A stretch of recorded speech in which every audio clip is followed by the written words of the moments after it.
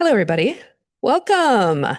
Uh, Welcome to Community Conversations. My name is Courtney Shaw, and I'm the facilitator of the series. And I'm very pleased to welcome a much more interactive session, I think, than we normally have here. So Sue Orchard serves as the LCC Vice President of Student Services, joining the college in 2016. Hailing from Spokane, Washington, Sue earned her bachelor's degree in psychology and communication studies and her master's degree in mental health counseling from Eastern Washington University. Moving to Portland in 2000, Sue completed her doctorate in clinical psychology at Pacific University. She now dons an administrator hat, spending her days tackling policies and stuff execs do. Does anybody really know what that entails? But by night, she trades paperwork for punchlines as an amateur comedian, and she learns the art of stand-up and improv comedy. She's on a mission to prove that laughter is the best medicine, alongside, actual medicine. Please join me in welcoming Sue Orchard. Well, good afternoon. How's the mic? Sounding, is that loud enough? Is that working all right? Well, thanks to everyone for joining today's session. When Courtney put this call, and I said, I'm going to do this improv as a community builder. And then as I got into the weeds of putting this together, I'm like, or how adopting an improv mindset and using the principle of improv can build stronger communities. It's a longer title, but that's what we're going to spend some time talking about. So a brief introduction. So again, my name is Sue Orchard, and some of you know me as the Vice President Extraordinaire here at LCC. No laughter on that one. But what some of you or many of you may not know is about a year and a half ago, I signed up for a free improv class, and it's changed my life. And it was probably a lifelong ambition for me to do that. That's something I always wanted to do, but it took a lot of overcoming some fear, not so much of like standing on stage, but doing that in an unscripted way of just not knowing what was going to happen and just making it up on the spot. Um, and at the time, I was coming out of a fairly difficult kind of professional experience where I was probably a little more reactive rather than proactive, a little more probably closed rather than being open. And through this experience, it's really, really altered my life. And it's helped me adopt what I'm calling an improv mindset, which for me, I define as listening for what's possible. And that's what I really want us to focus on is how are we embracing listening for what's possible in our lives, personally and professionally. And so what I hope that we will accomplish during this time today is, first of all, this is community conversation. So yes to community. We're going to talk about community and the value of community, of course. And then what are some key principles of improv? Look at that, improv therapy. Is that not a Freudian slip right there? We would use that on stage if we were really doing improv right now. The principles of improv theater and how that can combine with our communities and improve our lives. And foremost, we are going to have some fun, and this is going to be a very engaging session. So that means there's going to be some audience participation. So I'm going to ask you all to turn to your partners multiple times and have some just very brief conversations.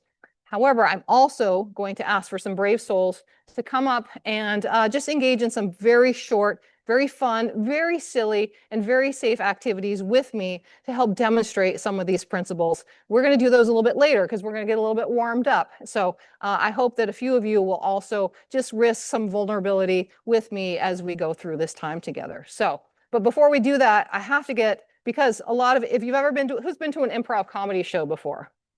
All three of you. Okay, if you four of you, if you've been to one, the audience often shouts out suggestions and it's audience participation. So I need a resounding like, yes, we are going to have fun and engagement during this time. So are you with me? All right. Oh, that was great. Okay, fantastic. I love this. All right.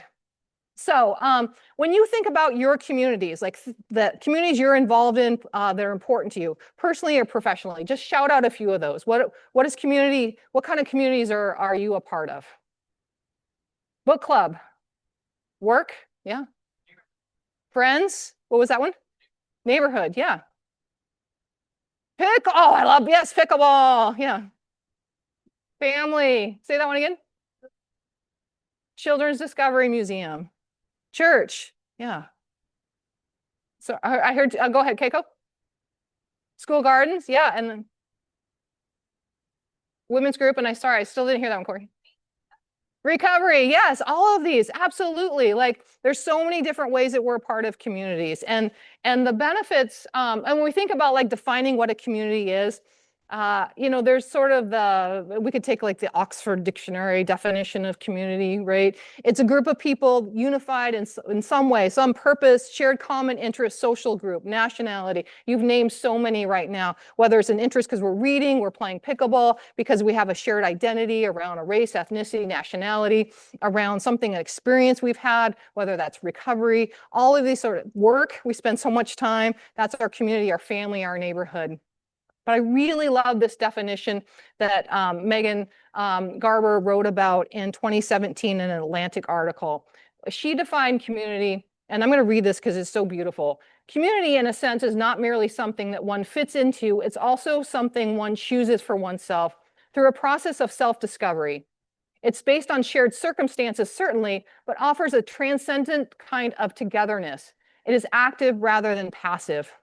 And what I love about this, there's two aspects of this. One is that it's active rather than passive. Now, of course, we're a part of lots of communities where we're kind of maybe just passively a part of those. But I'm really wanting to embrace the communities in which we want to be very actively involved in. And what does that mean for us? How do we actively engage and in a very healthy sort of way become a part of a community that really is a healthy community for us? And what does that mean for us? And then the second part of that is that that it's transcended in some way, that it becomes more than just us, but something bigger than that. And so that's a big part of that when I'm talking about community. Uh, and then there are just scores of research that talk about the benefits of community, and our ongoing learning and growth, our social supports, economic and personal safety, improved well-being, sense of belonging. So having community in our lives is so important for for just our health outcomes, for our personal well-being. So I don't think I have to tell anybody that, because you wouldn't be at community conversations if you didn't value that. But if we're going to talk about why improv is important to community, I want to emphasize why that I think is so important. So the first aspect of building community is relationships. So what I'm going to ask folks to do is meet your new best friend who's sitting here in this space. So we're going to take 2 minutes and you're going to partner up with somebody next to you. And here's what I'm going to ask you to do. And if you're online, just step outside and talk to somebody for a minute. They're going to love this. They're going to not know what's going on, but it's going to be fun. Here's what you're going to do is each person is going to take 1 minute. And what I'd like you to do is just share your name and your affiliation with LCC. And then for the rest of your 57 seconds, I want you in using that concept of an improv mindset, listening for what's possible.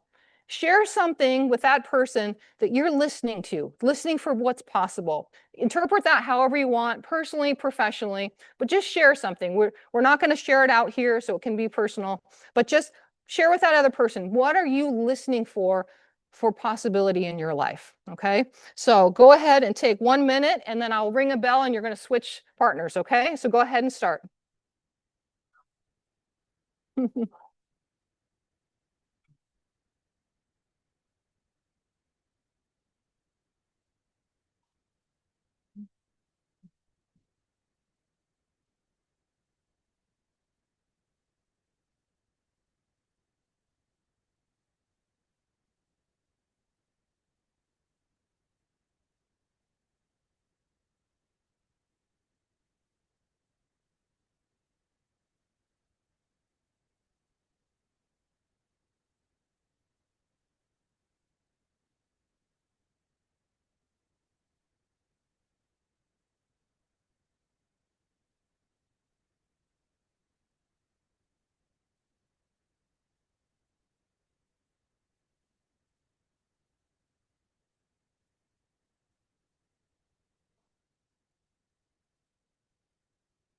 Okay, go ahead and switch partners and have your other person introduce themselves, and then the other person is going to go ahead and share.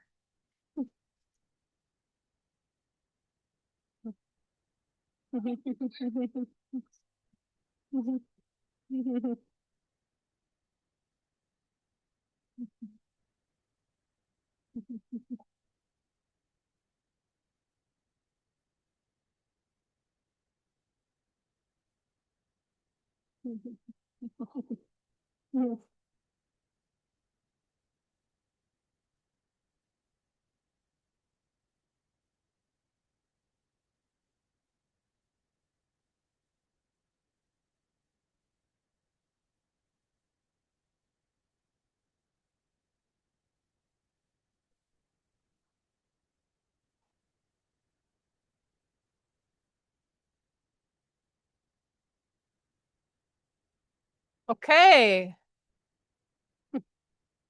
Thank you so much for being willing to sit with somebody and just share a little bit. Normally in this activity, you would then introduce your new best friend to the rest of the group. For the sake of time, we won't do that, but you will have a chance to connect again with your friend here in a moment. Um, so I've already kind of given it away here, but what is improv? Who knows what improv theater is? Improv comedy. It's on the spot. Yes. Yeah. Exemplarious.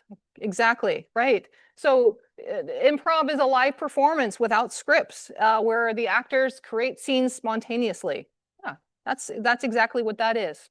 I'm going to borrow again from a quote from Mary Lemmer, who wrote an article in the Medium, and I think it's 2019, who talked about this is the definition, this is the practical aspects of improv. I want to share kind of what I think she wrote about, which was more of the essence of improv. And she said, improv is the practice of being human, helping us practice communication, empathy, and decision making in a psychologically safe place for experimentation and learning.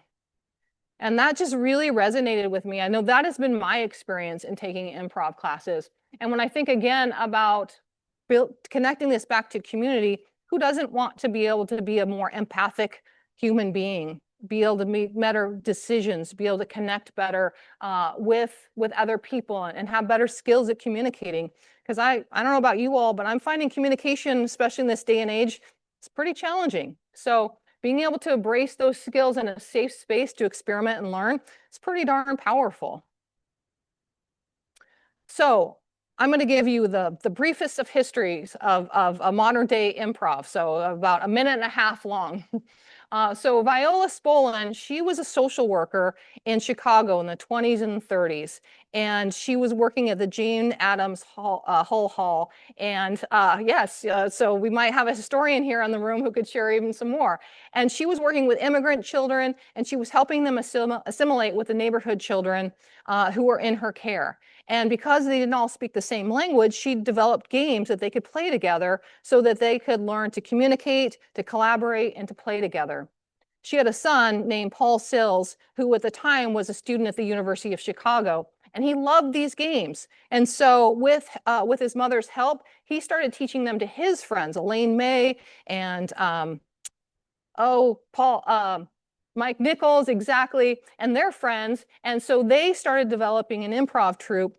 They opened the first improv theater called the Compass Players in 1955 in Chicago, which then merged into the Second City in 1959, the very famous theater group in Chicago.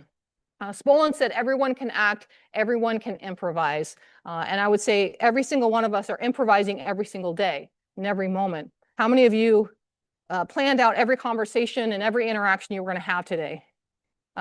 Many of us, like me, probably planned them in my head as I was getting ready this morning, and none of them went the way that I thought they were going to go, right? So we're improvising every single day.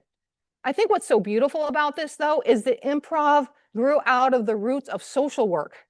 Like social work is like meeting the basic needs of communities and societies by enhancing the well-being of individuals and the collective. I mean, that is just, I think my work here is done. Like that is it right there. Yeah. And so when we think about what improv is doing, it's about enhancing the well-being of everybody. So if we start to talk about improv, everything's made up on the spot, but wait, there's rules? Well, that seems silly, right? I thought you just go out there and just make everything up. But if we did that, that would probably be pretty chaotic. So there's actually a lot of rules in learning how to do improv and doing it in such a way that then it comes together to make a scene that's funny or poignant or that is entertaining for folks who might choose to watch improv. So what I'm going to talk about is three key principles of improv. There's many more, but that I think are really critical when we think about, again, that sense of building community and how these can be beneficial to us as individuals and in our relationships with others. And those are the power of really listening, the importance of vulnerability and trust, and how do we embrace mistakes. So I would imagine that even if you knew nothing about improv, probably most everybody's familiar with the concept of yes and. It's a pretty common phrase. And in improv, what that means is that whatever the first actor says or does on stage, their scene partner is going to affirm that and add to it. So if I stepped out onto the stage and I were to say something like, look, Margaret, the space aliens have brought us a cake. And Courtney was my scene partner, and she was thinking, I'm going to be in a Western right now. She has to let that go. And the reality is that she is Margaret, and there are space aliens that brought us a cake.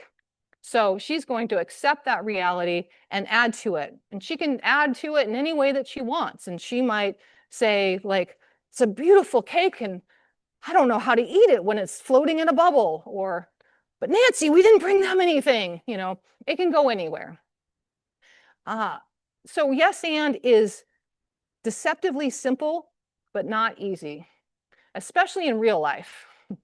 Because what tends to happen as humans is that we tend to do a lot more yes, but, and we don't agree so much with each other. And so before we get into what yes-anding in real life is like and why it's really important, I just want to get us kind of in the mindset of the yes butting and why we tend to do that. So just really briefly, we're going to just connect back with your new best friend, and we're going to do a very short exercise of yes butting, just to get into that, like what that feels like again, see if that feels familiar. So here's what I'm going to ask folks to do is with your partner, you're going to plan a party at the end of this year.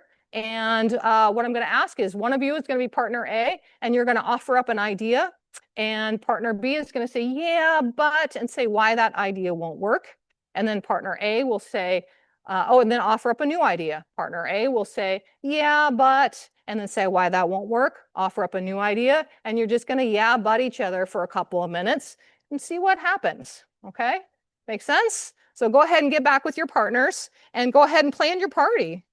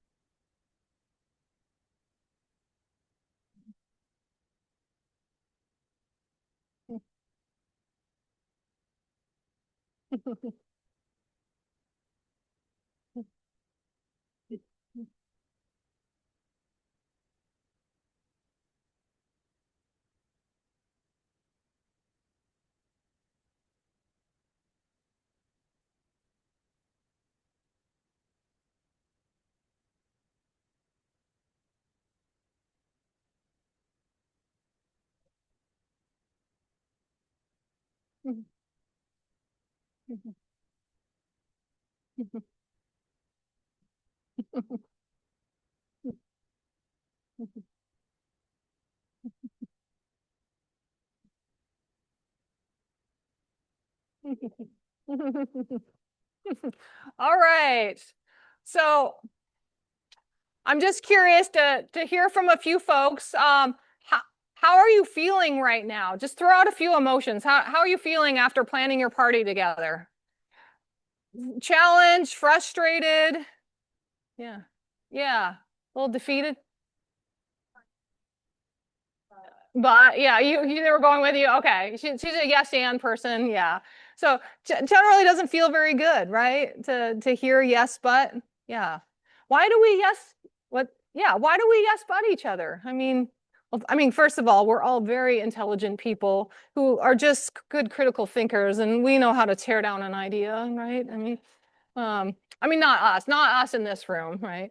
Yes, but sometimes because we're in a hurry, and we just sort of like, I don't have time to hear the end of what you have to say, or we know we have too much context. We know why it's an idea. We already know why an idea won't work, or we've heard it before, you know. Sometimes we yes, but because we're holding on really tightly to our idea and we're afraid to let go. We're afraid to open up and hear something else. And because it might mean that we have to be a little vulnerable or open to something else and let something go, right? Um, but the problem with yes or saying no to an idea is that we're saying no to a person. And if we say no to a person often enough, they're going to stop giving us ideas. And they're going to withdraw. They're going to stop connecting with us. And that's not very good for building relationships or building community. So what happens a lot of times when we like, well, yes, anding, okay, does that mean that I just have to agree with everything someone says? That's not what yes and is. I mean, sometimes it's beautiful and it works, and somebody's just like, I have an idea. And I'm like, that's great. I have one too. And you're just, bouncing off each other, but that's not reality. What yes and in real life means is that I remember that we share a common goal. And that common goal, like in a work team, might mean that we are going to collaborate, that our common goal is student success, that we're going to work through conflict, that we have team agreements. Maybe it's that we're going to finish the same book and discuss it. Maybe it's that we're going to, I don't know, beat the dragon in Dungeons and Dragons. Is that what happens in D&D? I'm not sure. But well, whatever it is that we share yes, the yes is we share a common goal. And the and is that for us to do that, we both have to be heard. So that's what we're talking about. And so we may disagree on the content. We stop listening for maybe what someone is saying, but the intent behind the idea. We're listening for the gifts of what somebody is saying to find where's the mutual agreement that we can build something on. And in improv, we're often looking for the gifts. So if somebody says something to me and I'm listening, I'm really listening deeply for what is somebody saying in that moment that's a gift that I can build on. And so what we're looking for is the gifts and the intent behind that and the mutual agreement. And that's the yes and. Not that I have to agree with everything, but we're trying to find some common agreement. But doing that, the challenge is that, well, kind of listening is kind of hard, isn't it? I mean, really listening, because I got things to say. um, and so in our class, in improv, we do exercises constantly to get better, just listening, really listening. What is that person saying? What's behind what they're saying so that we can pick up on that. So another just really brief activity to help us with truly listening. We're going to ask folks to, again, one more time, get with your partner. And this is a little awkward, but here's what we're going to ask you to do. We're going to ask the first person to just start talking about what you love about spring and just talk in short sentence very naturally. I love spring because of the trees and they're very green. And then the second person, the last word that was spoken, you're just going to start your sentence with the last word. So green, I love green too. And in fact, makes me think of avocados, whatever, and then you have to listen to the end of that sentence, and then the next person starts their new sentence with the last word, okay? So you're just gonna go back and forth for a few minutes, just repeating, just having a conversation. Try not to make it too stilted, and don't worry about what you're saying. Just practice listening to the end of the sentence, okay? So again, we'll just take about a minute or so. So go ahead and begin.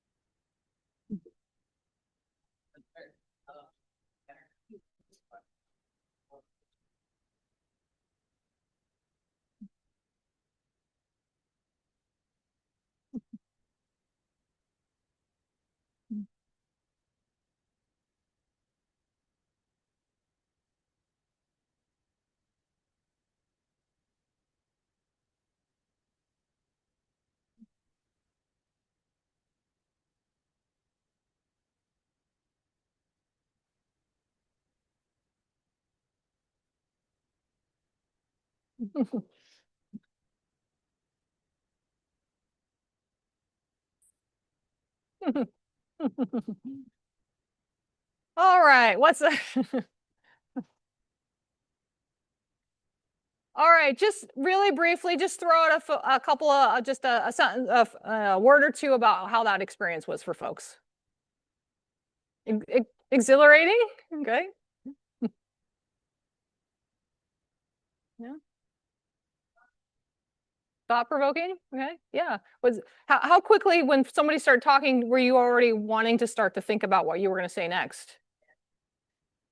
Yeah, yeah, yeah, right. And yeah, how often in our lives are we already starting to either we want to contradict, argue, say our own opinion, tell our own story, fix something? And what would it be like if we just let it play out and then didn't offer anything other than maybe a reflection or a reframe or what I heard you saying was, and didn't try to do anything other than that? And how powerful that could be to just help, just for that other person to just feel completely understood. And that was it. There's a lot of power in that, but it's hard and you got to practice that one. Okay, the second, one of the core themes that foundational principles of improv is this concept of I've got your back. And what improv teams will do before they go onto stage is they'll pat each other on the back and they'll say to each other, I've got your back, I've got your back, I've got your back.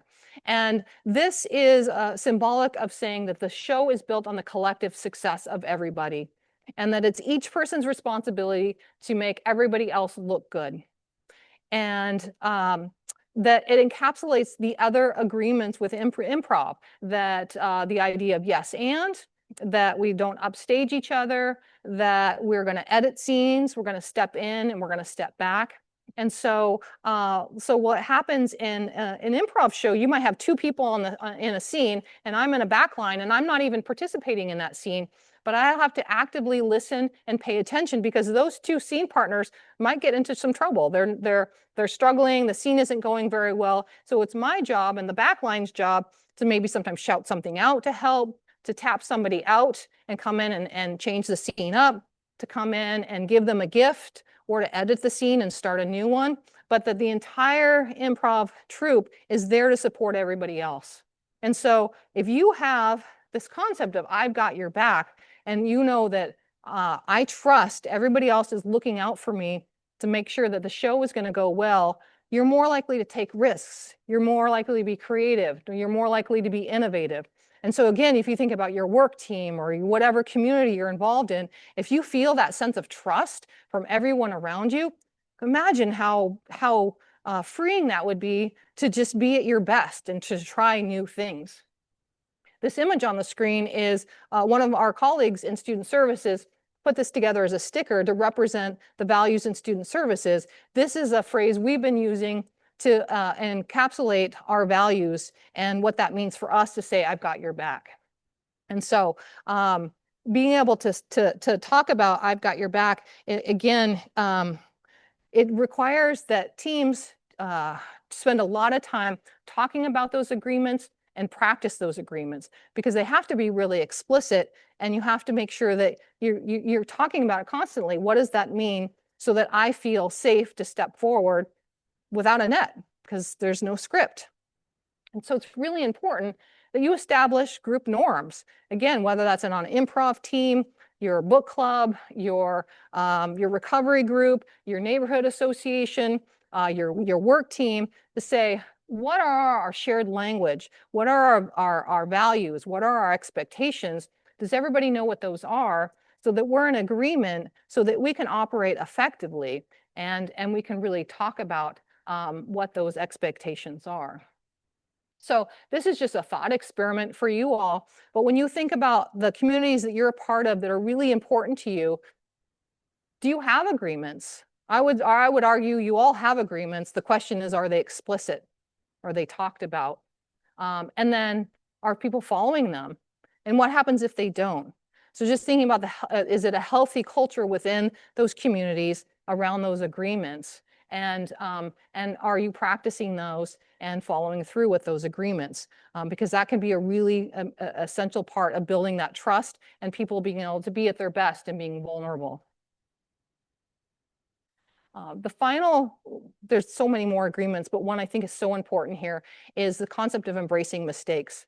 And in improv, this means that, that we lean into mistakes or failure as opportunities for learning and for taking risks. And oftentimes the scenes are the funniest ones are when there's a mistake or some kind of error or failure that happens. Somebody stumbles over their words, or they have a terrible accent, or whatever that is, and you actually kind of heighten it and make it funnier, and that becomes some of the best things that happen on stage. I practice this one every day because I'm always fumbling and making mistakes. I'm modeling this for my team all of the time, making mistakes. But in our real lives, you know, how comfortable are we with making mistakes? How comfortable is our community with allowing us to make mistakes? So we do a lot of improv games where we will play a game until you have to mess up. And then we celebrate it. And we're like, yay, we all, and everybody cheers to celebrate and just get more comfortable. Like, it's okay. And in fact, we want to be like, yes, great. We did this to the point of failure. Hooray, let's keep going. So we get more comfortable with that. So now we're at the point where I need some audience participation. So I need some folks who would be willing to come down here and play a little quick game with me. It's one you might have seen on Whose Line Is It With Any, Whose Line Is It Anyway? Where we're just going to practice this. It's low stakes, totally fun. Who's willing to come down and join me? I see Al. Yes, please come on down. I know. How about I'd like three volunteers. So I need one more. Thank you. I need one more volunteer, please. Okay, have you hold it? Thank you, Courtney. Okay, so this game is called Questions Only. So we're going to have conversations, but the only thing we can do is ask each other questions that would be relevant to our topic. And if you make a statement, then, oh, we need someone to ring a bell. Yeah, Betsy. Betsy knows how this plays. And then we just step back, and then the next person comes in. So if I mess up, then Alexander comes in forward. So we need a social interaction, like someplace where people would be hanging out together, talking to each other. A baseball game, NWAC championship. Okay, so does this make sense? So we're hanging out at a baseball game. We're having a conversation. We can only ask each other questions. Did you get the score yet? Do you mean the score for the baseball game? Well, I can't quite see the scoreboard. I forgot my glasses. Can you help me with that? Okay, that was a statement, so that's okay. So you're going to hand that to Courtney. And then I'm going to, okay, that's okay. No, you're just going to go behind Courtney. And I'm going to say, which team are you rooting for? I mean, do we have to choose? I mean, oh, see. Isn't this weather beautiful? The weather of today? What other day? Oh, which day of the month are we talking about? I never keep track. Okay. What name do you go by? My current name? Well, I was wondering if you used a different kind of name when you went to the baseball game, if you had. We had to register our name. Can't help it. Okay, okay. It's okay. I'm sorry. What are you going to eat at the baseball game? What do they have to offer? Do you think that's like Okay, that's great. Okay, let's give a round of applause. Thank you so much. Right. Yeah. And for those of you who participated, anything you would want to say about what was that experience like? That was hard. Hard? Yeah. very thought-provoking? Okay, yeah. And did anything terrible happen? Yeah, yeah. Right. Right. Right. Yeah. Yeah. Hard, silly, nothing catastrophic happened, right? Just for fun. And it's okay, right? We could laugh at each other. And I heard laughter out there, right? Yeah. So there's something really freeing when we can embrace that as an opportunity to laugh at ourselves, enjoy that, and not, we could get better at this. Like if you played this game a lot, you would also get better at it, right? This is obviously low stakes, but if we can apply this to other scenarios where, again, how do we review or view mistakes? And so another just something to reflect on is just personally for you, thinking about mistakes. How do you do mistakes? Like emotionally, what comes up for you when you make a mistake? Is it anxiety? Is it frustration? Is it embarrassment? Or is it like, oh, some semblance of like, all right, that's all right. Some sense of calm, opportunity, right? What are your beliefs around mistakes? How do you model that? Is it something that you hide from people? Or do you embrace it and share it with other people? Say, hey, I messed up. I want to make sure you don't make the same mistake I made. And so you model that, right? What was your culture, your family culture around that? I think that's an important one. And your culture within your community around the vulnerability of mistakes. And so again, just something to reflect on around mistakes. Okay, so this last part is where we're gonna do a few more activities. So you saw that wasn't so scary. People did this. This was fun. I think I've probably emphasized some of these benefits, but I'll just briefly talk about sort of 4 key benefits, not only to improv, but also just embracing. Whether you ever take an improv class or participate in that, that's not so much what matters here, but embracing an improv mindset or the concepts of yes and I've got your back, and embracing mistakes, thinking about the benefits of that improv mindset. There are tremendous personal and community benefits to that. Self-confidence, that mindfulness, teamwork, improving creativity. So it's not surprising, that I know I still get anxious, especially if there's like a showcase and we do improv, but the anxiety of stepping there without knowing what I'm going to say or do, I know I've increased my sense of just self-confidence. Like I can do this, nothing terrible is going to happen. If I don't know what I'm going to say, the scene will work out. And if it doesn't, that's okay. We'll edit it and move on, right? So that vulnerability and risk taking has really improved my sense of confidence.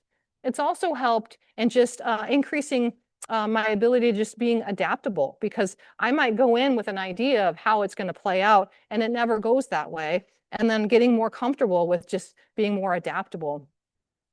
There's also just improving a sense of understanding kind of personal emotions, behaviors, and beliefs. My improv coaches will often say, well, why are you saying that? Why are you feeling that emotion? And then we have to justify that, because there's no props, there's no script. We have to be really explicit about something. So if I say, I'm really angry, Bobby, they're like, well, why are you angry? Like, justify that. And so we do a lot of really having to be explicit about why we think something, why we feel something. So it helps to then connect all of that and get a better sense. The more I know myself, the more confident I feel about who I am in the world. So this one, I've never done this one, so I kind of made this one up. So who's willing to be brave on this next one? This one's kind of silly, but I just want people to help kind of identify a feeling and then justify it. That's all we're going to do. Betsy, I see you nodding. 2 or 3 people willing to kind of come up and try this with me. Yeah, Katie? Yeah, please. Okay. Nope, I don't think for this one. Okay. No. All right. Here's what's going to happen. I'm just going to, and in case you can't remember feelings or you want some examples, here's a little feeling scale here, some of the basic ones. But I'm just going to make a random statement to you, and you're going to respond by saying, I feel blank because blank. There's no wrong answer. They don't even have to be connected, okay? And then we'll go to Katie, and what's your name? John. John? All right, thanks, John, for volunteering. All right, Betsy, you're late for dinner. I feel shamed because you called me out for being late. I'm sorry. Okay. Hey. All right, Katie. Katie, I like your jump rope. I feel confused because I don't have a jump rope. Good answer. All right, John. John, the dog had a litter of puppies this morning. I feel happy because I love puppies. Who doesn't? You're a terrible person if you don't. Right. Betsy, your shirt is on backwards. I feel silly because I woke up and I was late and I really didn't change my clothes. These are from last night. To hear more about that story. Okay. Um, Katie, you're holding 2 gallons of milk. I feel frustrated because why is no one helping me carry this milk? Yeah. Huh. And I didn't write another one down. So, Improv. yeah, John, you wrecked the car and didn't leave a note. I feel confused. Probably because I hit my head in the car accident, maybe. All right. Well done. Okay. Thank you. Good. Look at all these improvisers. This is amazing. All right. Any thoughts on how that exercise was from our improvisers?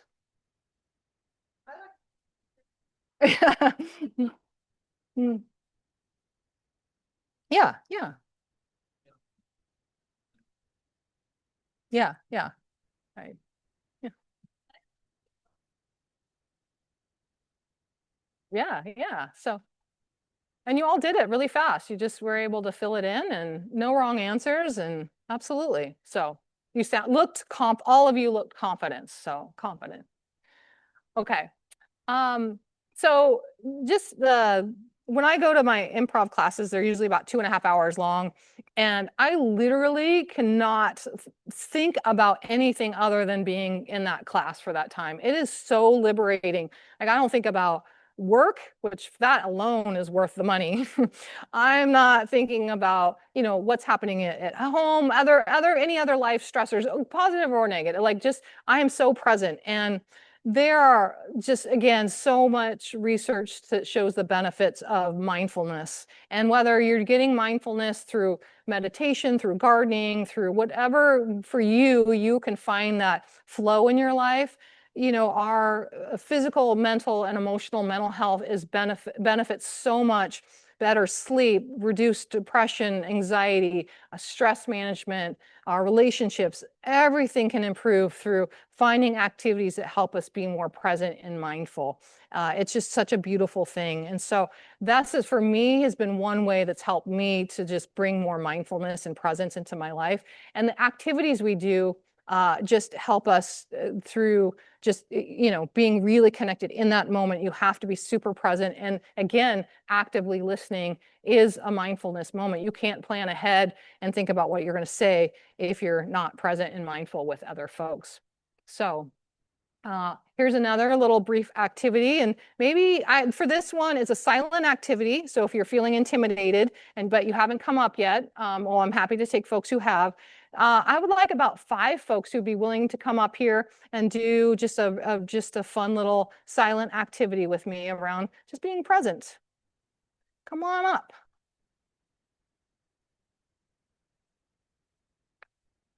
Thank you. Yes, let's brave souls coming on up. 2 more folks. Alyssa. We're calling people in, not out. We're Courtney, yes, one more.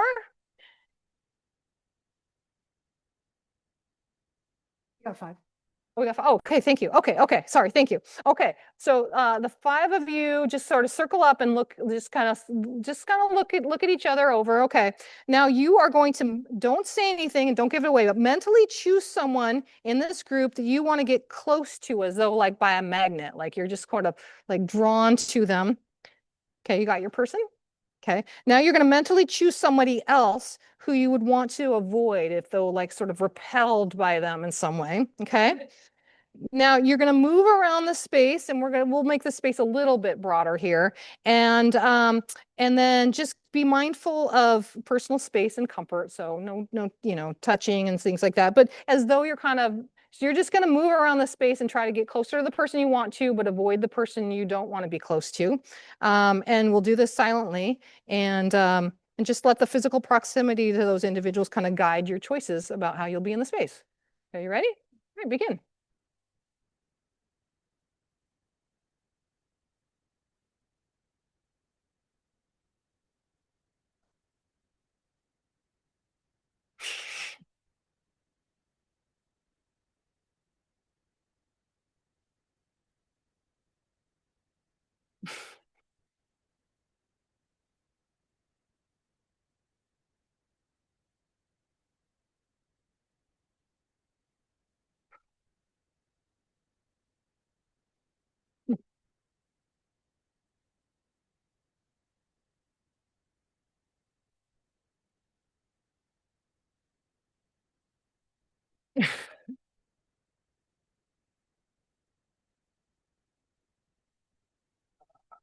right, all right, yeah. All right. So folks here, who are you following, and who? Well, just to make sure folks in here, who are you following, not following, and what was happening for you all? I was following Corey and I was attempting to avoid Courtney Shaw. Was following Corey and I was trying to avoid Betsy. I was following Corey. And I was trying to avoid you. I was following Betsy and I was trying to avoid you. I was following Corinne and I was trying to stay away from Courtney. Okay. Yeah. Yeah. And how was that? What was that? How did that feel doing that exercise? Yeah. Sweet. Yeah. Yeah. Anything you all noticed out there?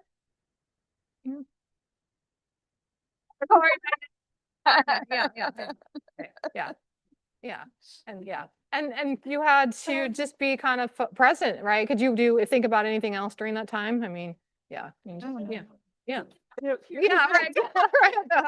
right. You're focusing on Betsy. Yeah. Awesome. Thank you so much. That was fantastic. Okay.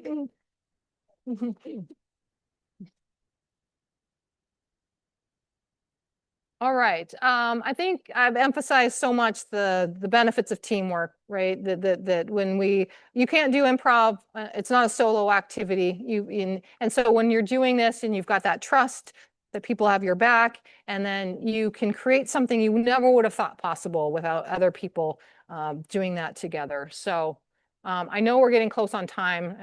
So we may end with just this final activity, and we won't get to the last one.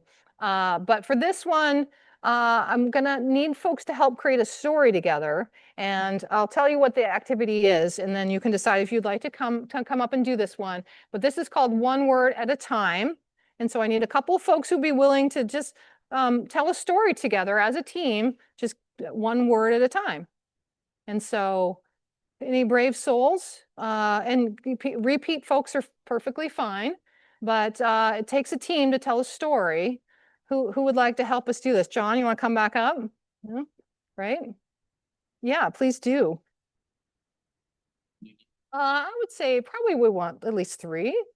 Anybody else want to jump in there? Alexander, you wanting to come back down? You were moving around. Being called out. Yeah, he was moving.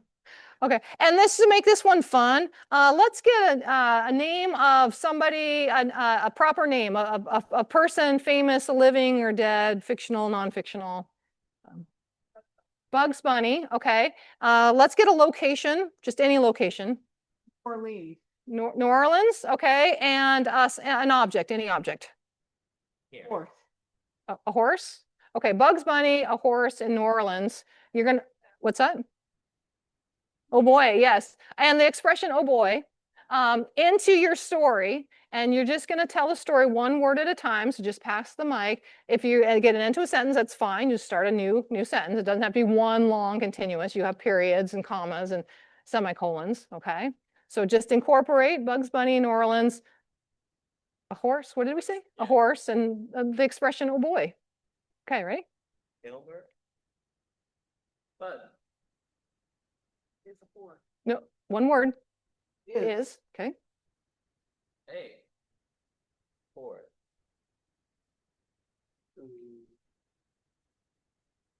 Pretty. E.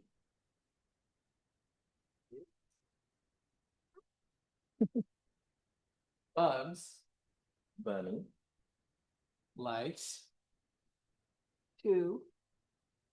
ride horses.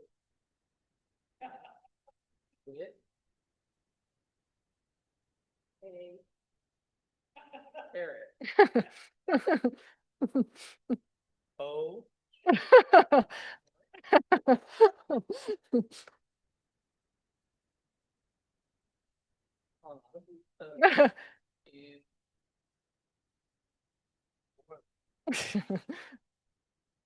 Horses, Wife. carrots, and okay.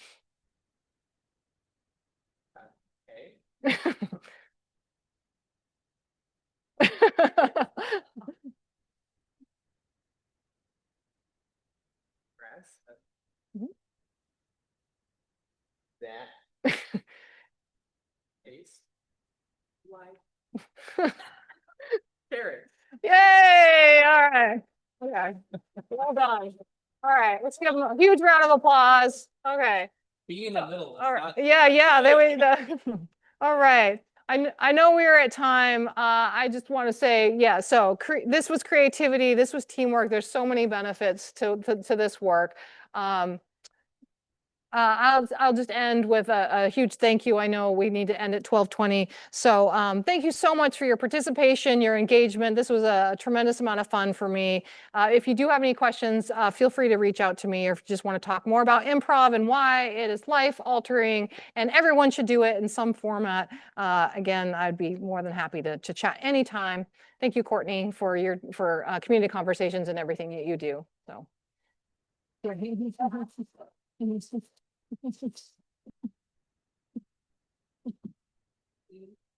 Thank you, Sue, and please come again next week.